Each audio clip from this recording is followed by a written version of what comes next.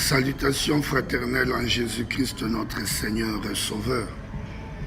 Je voudrais vous parler des inquiétudes ce matin, ce jour, des inquiétudes. Oui, les inquiétudes arrivent dans la vie de tout le monde. Oui, je crois que nous connaissons tous les inquiétudes et la signification. Tout ce qui est crainte, tout ce qui est souci, tous ces soucis que nous avons de la vie, des problèmes que nous rencontrons dans nos vies. La Bible répond à cela. L'Éternel nous dit dans 1 Corinthiens 7, 32, la Bible nous dit ceci, je voudrais lire. Or, je voudrais que vous fissiez sans inquiétude. Celui qui n'est pas marié s'inquiète des choses du Seigneur, des moyens de plaire au Seigneur.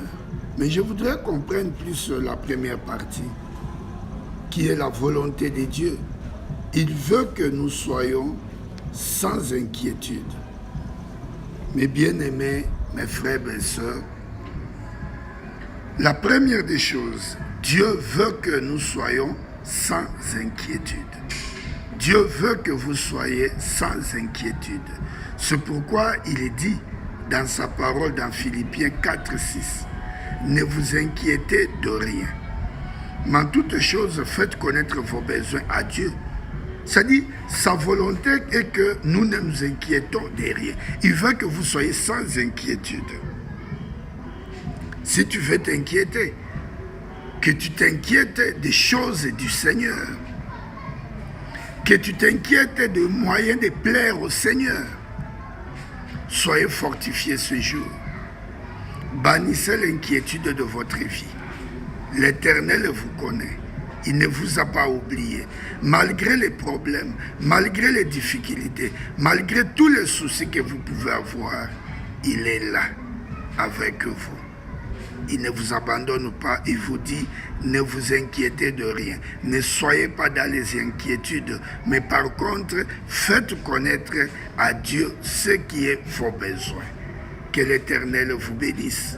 Si vous pouvez vous incliner dans la prière, afin de parler à l'Éternel, afin de lui exposer, de lui dire toutes vos inquiétudes. Il est là pour vous écouter. Prions.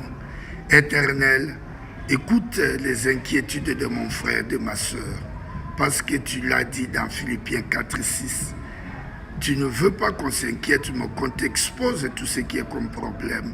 Écoute leurs problèmes et donne la solution. Parce que tu es Dieu, le Dieu de miracles, le Dieu de solutions.